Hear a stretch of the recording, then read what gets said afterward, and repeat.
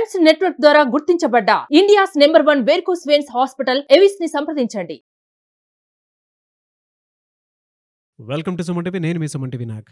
కోల్కతా ఇన్సిడెంట్స్లో దేశం మొత్తం దీనిపై చర్చ జరుగుతూ ఉంది. అండ్ కొత్త కోణాలు, కొత్త విషయాలు, అండ్ దాంతోపాటు కాలేజీకి సంబంధించినటువంటి చరిత్ర కనుక మనం చూసుకుంటే అక్కడ ఈ ఎక్స్ ప్రిన్సిపల్ సందీప్ ఘోష్ చేసినటువంటి అంటే చీకట్లో చేసినటువంటి దారుణాలు ఇప్పుడే వెలుగులోకి వస్తూ ఉన్నాయన్నమాట. సో దీనిపై నరేంద్ర మోదీ గారు కూడా స్పందించడం జరిగింది. అయితే ఇప్పటి వరకు ఉన్న అప్డేట్స్ ప్రకారం కనుక మనం చూసుకుంటే నరేంద్ర మోదీ గారి స్టేట్మెంటు ఈ ఇన్సిడెంట్కి ఫర్దర్గా ఎక్కడి వరకు తీసుకువెళ్ళే అవకాశం ఉంది, త్వరగా న్యాయం జరిగే అవకాశం ఉందా లేదా అనేటువంటి విషయాలు. సో ఆయన ఇచ్చినటువంటి స్టేట్మెంట్ ఏంటి, దాని ఆధారంగా తీసుకొని త్వరితగతిన దీనిపై ఇంకా చర్యలు చేపట్టే విధంగా ఉందా అనేటువంటిది. సో మరిన్ని అప్డేట్స్ కోసం మనతో పాటు హైకోర్టు అడ్వకేట్ రవీంద్రనాథ్ గారు ఉన్నారు. సో అది వారి మాటలో తెలుసుకుందాం. Hello sir.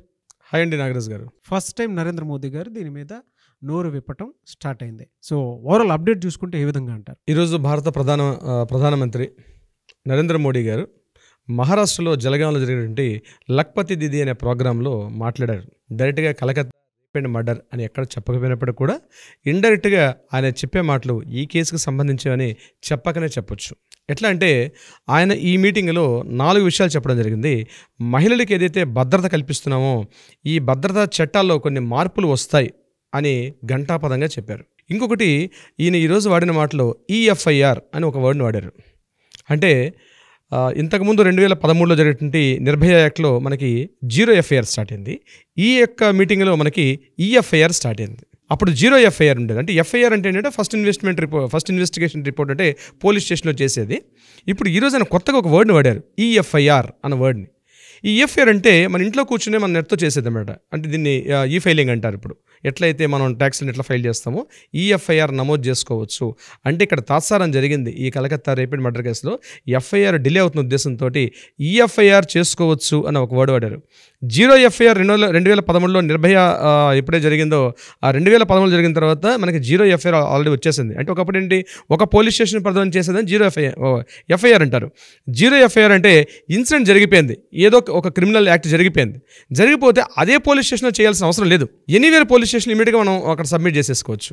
దీన్ని 0 FIR అంటారు. అది ఇప్పుడు ఆల్రెడీ అమల్లో ఉంది. ఇప్పుడు EFIR అనే ఒక కొత్త వర్డ్ని వాడారు.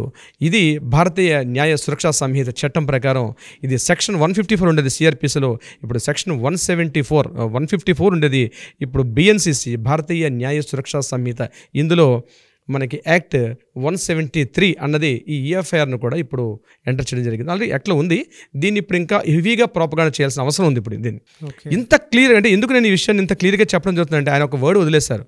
వాళ్ళు ఒక వర్డ్ చెప్పారంటే దాని వెనకాల చాలా మీనింగ్ ఉంటుందంటే సుప్రీంకోర్టు పరిధిలో ఉన్నటువంటి ఈ ఇష్యూని చీఫ్ జస్టిస్ చంద్రచూడ్ గారి పర్యవేక్షణలో ఉండేటప్పుడు ఈ ఇష్యూ చిన్న విషయాలుగా కనిపిస్తాయి. అంటే పెద్ద విషయాలే, చిన్న విషయాలు నా ఉద్దేశం కాదు.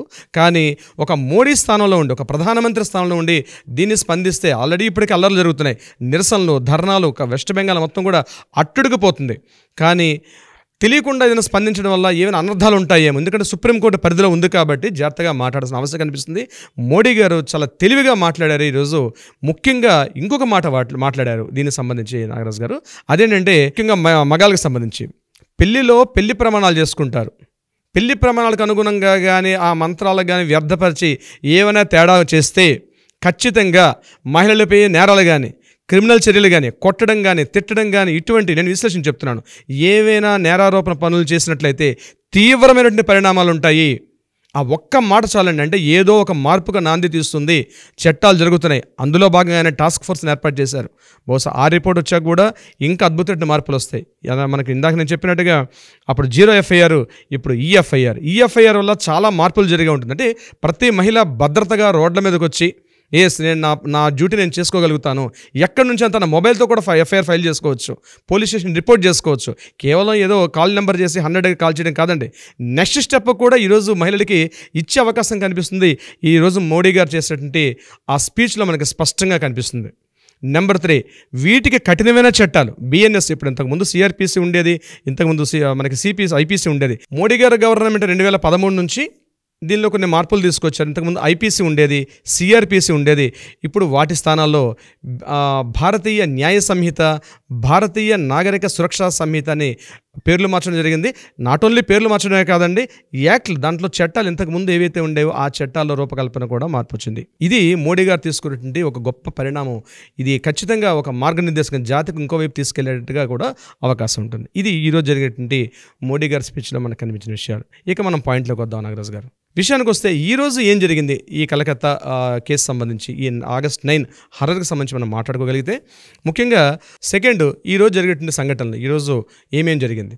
సంజయ్ రాయ్ ఈరోజు ప్రెసిడెన్సీ సెంట్రల్ జైల్లో ఆయనకి ఈరోజు పాలిగ్రఫీ టెస్ట్ జరిగింది. ఆయనతో పాటు మరొక 4 నిందితులు, అంటే ఎవరైతే ఈయన ఫ్రెండ్ ఎవరైతే ఉన్నారో ఆ ఫ్రెండ్ అని మిగిలిన ఇంకో 2 ఈయనతో పాటు ఎవరైతే అక్యూజర్తో పాటు కలిసి ఉన్నారో వాళ్ళు ఉన్నటువంటి వాళ్ళకి కూడా పాలిగ్రాఫ్ టెస్ట్ చేయడం జరిగింది. ఇది number 1. Number 2, college X principal ఏంటంటే సందీప్ ఘోషే కాదు, వైస్ ప్రిన్సిపాల్ ఆయన పేరు కూడా సందీప్ వశిష్ఠ్. చూడండి, సందీప్ అనే పేరు ఇద్దరున్నారు. ప్రిన్సిపాల్ పేరు సందీప్ ఘోష్, వైస్ ప్రిన్సిపాల్ పేరు సందీప్ వశిష్ఠ్. ఆయన్ని కూడా కస్టడీలో తీసుకున్నారు. ఆయనకు కూడా పాలిగ్రాఫ్ టెస్ట్ చేశారు ఈరోజు. ఇక్కడ పాలిగ్రాఫ్ టెస్ట్ జరుగుతుంది. నిన్న జరిగింది సందీప్ ఘోష్కి, సాటర్డే జరిగింది. ఈరోజు సందీప్ వశిష్ఠకి ఈరోజు పాలిగ్రాఫ్ టెస్ట్ చేశారు వాళ్ళు. ఆయనతో పాటు మరొక 4 కూడా అక్కడ డెమాన్స్ట్రేటర్ వీళ్ళందరినీ కూడా డిపార్ట్మెంట్ అడ్మినిస్ట్రేటివ్ బ్లాక్ మొత్తాన్ని సీజ్ చేశారు. అడ్మినిస్ట్రేటివ్ బ్లాక్లో ఉన్నటువంటి ఎవరైతే స్టాఫ్ ఉన్నారో వాళ్ళందరికీ కూడా ఈరోజు పాలిగ్రాఫ్ టెస్ట్ చేశారు. మరో 10 మందిని చేశారు. At the same time Sandeep ఘోష్కి సంబంధించి ఇక్కడ ఏదైతే జరుగుతుందో ఎఫ్ఐఆర్ కూడా నమోదైంది. ఈయనకి సెడ్డా కోర్టులో ఈయన మీద ఎఫ్ఐఆర్ కూడా నమోదైంది. దానికి సంబంధించి ఏం జరిగిందంటే, ఈరోజు ఆయనకి సంబంధించినటువంటి సందీప్ ఘోష్ సంబంధించినటువంటి 15 ప్లేసెస్లో ఈయన మీద సిబిఐ అంటే ఏసీబీ వాళ్ళు, సిబిఐలో ఉన్నటువంటి అవినీతి నిరోధక శాఖ వాళ్ళు ఒక 2 టీములుగా విడిపోయి వాళ్ళు ప్రతి చోట ఈయన మీద ఎంక్వైరీ చేయడం జరిగింది. అందులో ఒక టీం ఇంటికి వెళ్ళేసరికి ఇంటిలో తెలియకూడని కొన్ని గుప్త రహస్యాలు బయటపడ్డాయి. ఆ గుప్త రహస్యాలు ఏంటన్నది మనం రేపు మార్నింగ్ చేసే వీడియోలో దీన్ని కంటిన్యూషన్ చేద్దాం. మన దాకా ఇన్ఫర్మేషన్ వచ్చింది, బట్ రీకన్ఫర్మ్ చేసుకోకుండా మనం వీడియో చేయట్లేదు కాబట్టి ఒకసారి రీకన్ఫర్మ్ చేసుకుంటాం. సో సందీప్ ఘోష్ యొక్క ఇంట్లో కూడా కొన్ని కీలకమైన పత్రాలు, కీలకమైన ఆధారాలు కూడా లభించాయి. అందులో అదృశ్యమైన వ్యక్తులు, చాలా పెద్ద తలకాయలు, కొంతమంది పొలిటీషియన్స్, కొంతమంది బ్యూరోక్రాట్స్ యొక్క హస్తం కూడా దాంట్లో ఉంది. ఆ డీటెయిల్స్ అనేవి మనం రివీల్ చేద్దాం నెక్స్ట్.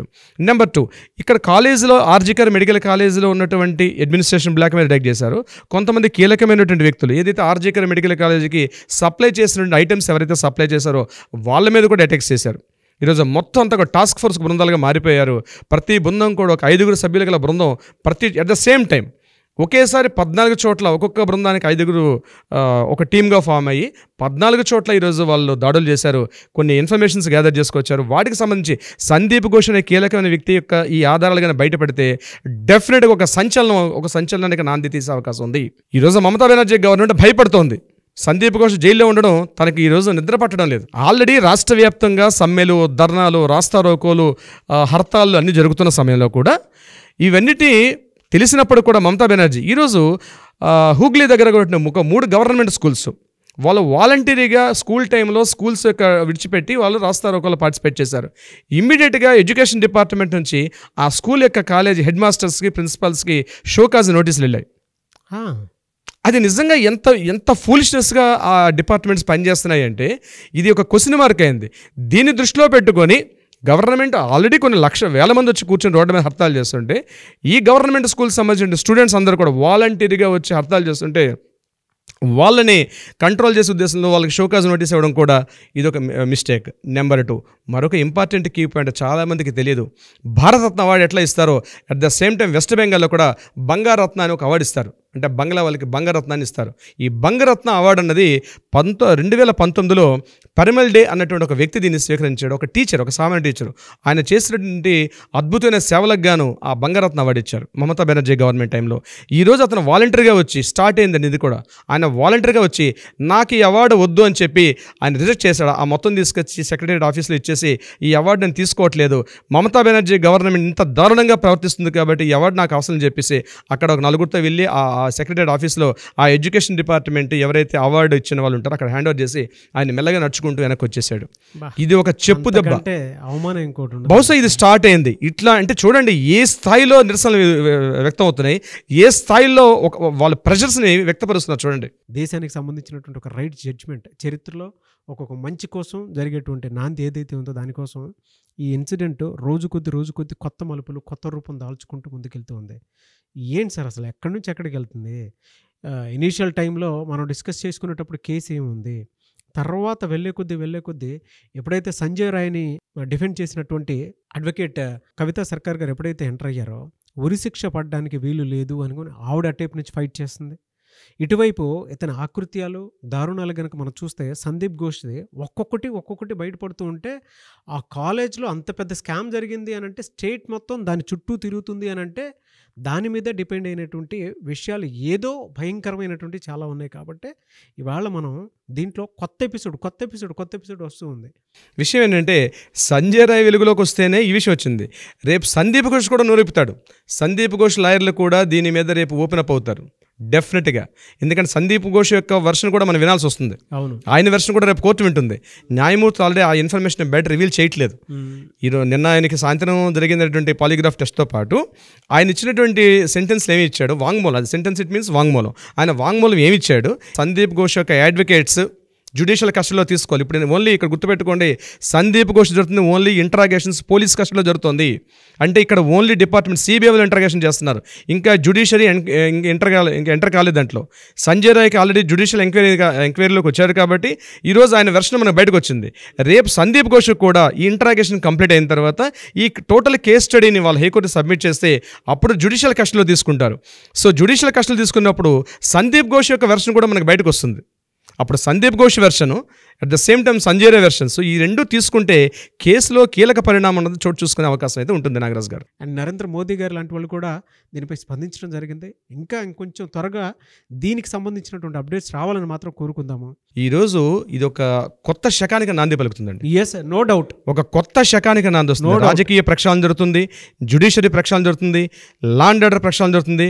కొత్త మార్పులకు దారితీసే విధంగా ఈ సంఘటన 2013లో ఎలా అయితే నిర్భయ చట్టంలో కొన్ని మార్పులు ఎలా వచ్చాయో ఈ సంఘటన కూడా అభయ పేరు మీద కొన్ని మార్పులకు నాంది వాచకం కొత్త శకానికి దారితీసే విధంగా నాకు కనిపిస్తుంది.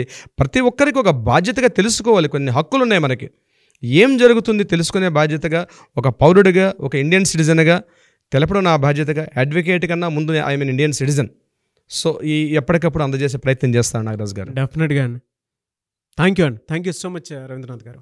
Thank you so much Nagaraj గారు.